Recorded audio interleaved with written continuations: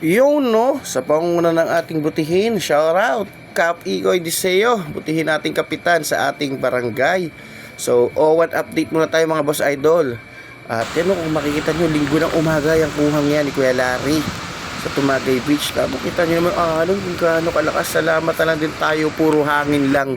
Hindi ganun karaming ulang ibinuhos ni Uwan. At syempre, bago ang linggo, dito naman tayo ng Sabado. Ayan, ang inyo pong sangguniang barangay ng ML Tumagay ay naka-duty na po. Hapon pa lang po ng Sabado at naganda na po kami ng mga pagkain po ng mga lilikas, lalo higit ng ating mga jujuting tanod, kagawad, BHW. Ay ganyan po talaga pag nagkakaisa ang ating samahan. So ayan po, kung makita nyo po, may mga evacuees na tayo. Sabado po yan.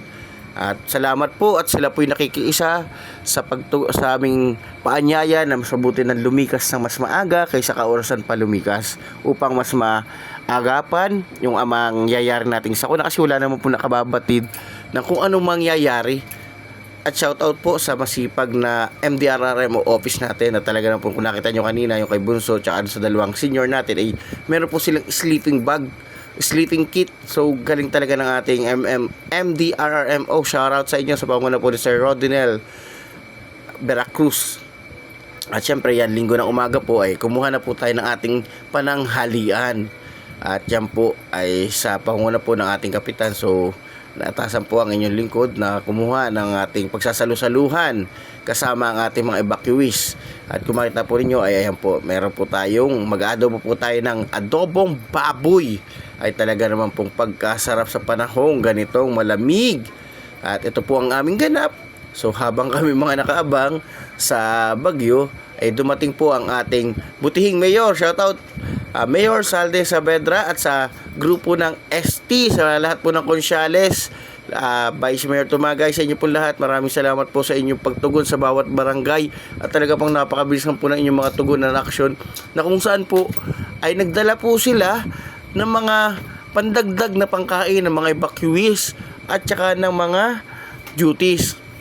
Ayan po si Sir Jonathan Consromel, ayan po, dala na po nila yung mga pagkain po. So 8 bags po yan na may bigas, may dilata at may kape po. So pagkaalis po nila, so ayan, wala na pong kuryente yung mga oras na yan, ay nag-aabang na po kami ng aming kapitan. Magkatabi ko, nasa doyen ako, katabi ko po yung ating kapitan. So inaabangan namin yung hangin. At kung mapapansin niyo, tinan niyo naman po yung uga ng niyog, ay talaga naman pong pawala-wala po, lalo na po nung pahapon ay talaga pong At bumalik nga po uli ang MDRRMO office upang dagdagan po yung sleeping bag kit na hindi po, kumbaga po may dumagdag kasing mga walang dalang sleeping bag kit. So dagdag po tayo ng 4. So sa mga beneficiary po, swerte nyo po at may ganyan pong programa ang ating DSWD at MDRRMO.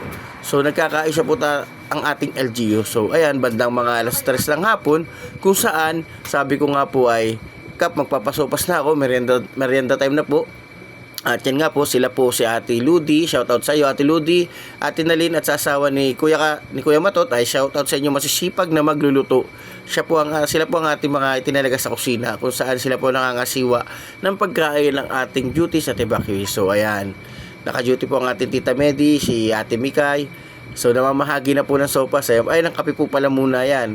Ayan po, kung saan po libangan po dito dahil wala nang kuryente, wala nang wifi, buti may charge po yung cellphone natin kaunti, nag-charges po. So ayan po yung mga bata. So may dumating pa, ayan po, nagdadating pa po yung iba natin evacuees kasi nalakas na po yung hangin. So salamat na lang talaga tayo, thankful tayo kay God na yung ulan ay hindi ganun kalaki ang volume. At yan nga po, kita nyo naman po, masaya na po sila sa chess muna ang libangan. So ayan, luto na po yung ating sopas mga idol. Talagang tamang-tama naman po mga idol. Sa malamig na panahon niya, ganyang mainit na sopas ay napakasarap po mga boss idol. Ay talagang, sabi ko nga po ay pagkatapos tayo magsopas, sabi ko nga sa dalawa ay, mga ate, tayo magpakain ng maagap kasi walang ilaw. So bumili tayo ng kandila, tapos para makapagpakain sa mga bata at hindi ganun kadilim. So yan po yung ganap dito sa aming barangay ng Bagyong Owan, sa aming barangay ML Tumagay, Playa del Quezon. Kung saan po makita nyo yung mga tanod natin, lahat po nagkakaisa sa paglilingkod po sa ating mamamayan at residente ng barangay. Yan, ganyan po mamuno ang ating butihing kapitan. So kailangan pag magaling ang kapitan, di kagalingan din ang kagawad para naman hindi nakakahiya sa pamunuan at yan. Hindi ako naiinip pag itong kasama ko sa dutyhan si Kuya Matote. Ayan, hapunan time na po. Kung saan po nadilim na po, kung napapansin nyo, madilim na yung kuha. Pero 5 PM pa lang po yan 5:37, mga ganun, around that time. So ayan po, ang dilim na sa taas. So sabi nga namin magpakain na. So, kamusta naman yung bagyo dyan sa inyo mga idol? Sa mga nakaabot yung video ko, pa-comment naman. Salamat sa panonood mga idol.